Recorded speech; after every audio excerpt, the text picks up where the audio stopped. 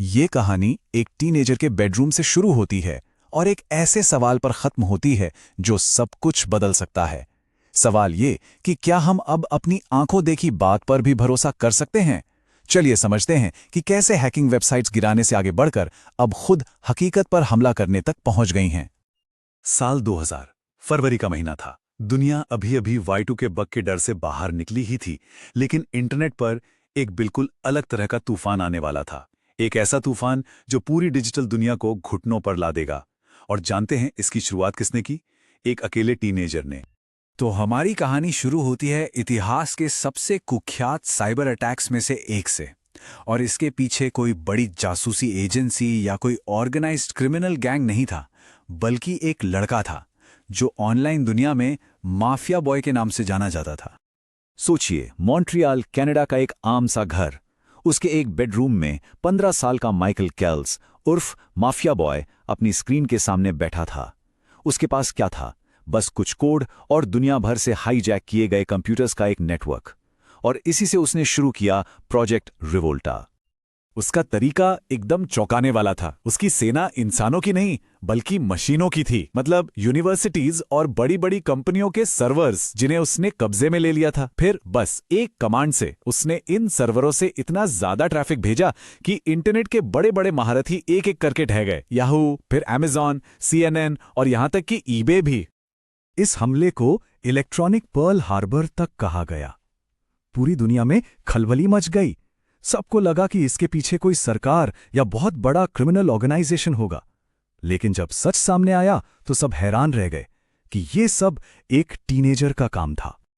देखिए, mafia boy का हमला सिस्टम को ठप करने के बारे में था, सर्वर को ओवरलोड करके काम रोकना। लेकिन आज लगभग 2 दशक बाद खतरा पूरी तरह से बदल चुका है। अब बात सिस्टम को हैक करने की नहीं रही, अब बात हकीकत को ही गढ़ने, उसे बदलने की है। तो चलिए अब आज के दौर में आते हैं जहां आर्टिफिशियल इंटेलिजेंस एक नया और कहीं ज्यादा खतरनाक हथियार बन गया है। हम एक ऐसी दुनिया में जी रहे हैं जहां आंखों देखी बात पर भी यकीन करना मुश्किल हो गया है। जरा इस नंबर को देखिए, $25 मिलियन। ये किसी फिल्म का बजट नहीं है। ये वो रकम है जो एक ही झटके में चुरा ली गई, एक ऐसे हथियार का इस्तेमाल करके जिसके बारे में किसी ने सोचा भी नहीं था। इसमें कोई ताला नहीं तोड़ा गया, कोई दीवार नहीं बांधी गई, बल्कि खुद सच्चाई को ही नकली बना दिया गया। तो ये हुआ कैसे? स्कैमर्स ने एक कंपनी के CFO का इतना असली दिखने वाला डीप फेक वीडियो बनाया कि कोई शक ही न कर पाए। फिर उन्होंने एक पूरी की पूरी वीडियो कॉन्फ्रेंस बना डाली जिसमें CFO से लेकर मीटिंग में मौजूद हर शख्स, सब के सब डीप फेक थे। एक बेचारे फाइनेंस कर्मचारी को यकीन दिला दिया गया और उसने $25 मिलियन ट्रांसफर कर दिए और फिर पैसा गायब। इसका नतीजा बहुत डरावना है। असली और नकली के बीच की जो लकीर थी वो इतनी तेजी से मिट रही है कि हमें पता भी नहीं चल रहा। और इसका असर सिर्फ पैसों के नुकसान से कहीं ज्यादा गहरा है। और जैसा मैंने कहा, यह सिर्फ पैसों की चोरी तक सीमित नहीं है। इसका सबसे बड़ा असर हमारी कानून और न्याय व्यवस्था पर पड़ रहा है, जहां सबूत ही तो सच की नींव होते हैं। तो चलिए देखते हैं कि भारत इस नए कानूनी संकट का सामना कैसे कर रहा है। असल में दिक्कत यह है कि हमारे कानून टेक्नोलॉजी की रफ्तार से बहुत पीछे रह गए हैं। हमारा मेन एविडेंस कानून इंडियन एविडेंस एक्ट 1872 का है। सोचिए, 1872।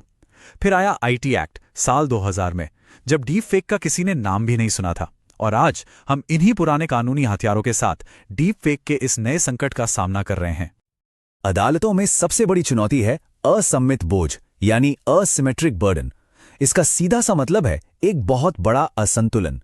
एक तरफ एक कन्विंसिंग डीप फेक बनाना बहुत आसान और सस्ता है, और दूसरी तरफ यह साबित करना कि वो वीडियो या ऑडियो नकली है बेहद मुश्किल, महंगा और इसमें बहुत ज्यादा वक्त लगता है। हमारे मौजूदा कानून कई वजहों से फेल हो रहे हैं। पहली बात, वो ये मानकर चलते हैं कि सबूत ओरिजिनल सोर्स से ही आया होगा।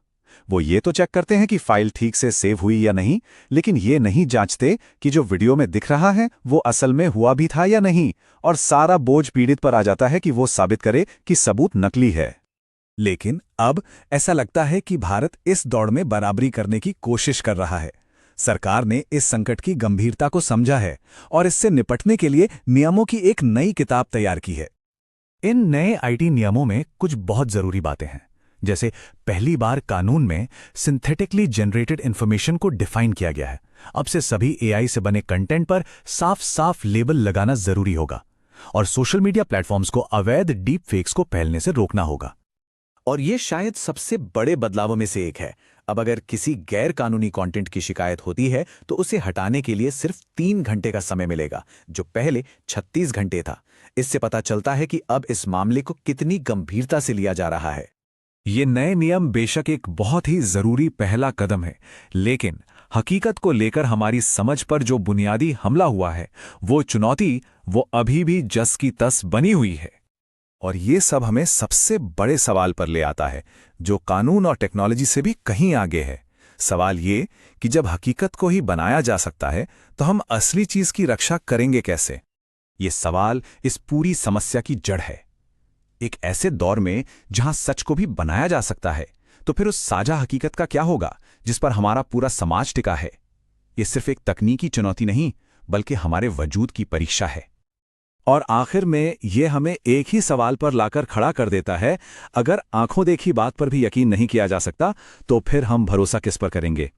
इस सवाल का जवाब शायद हम सबको मिलकर खोजना होगा।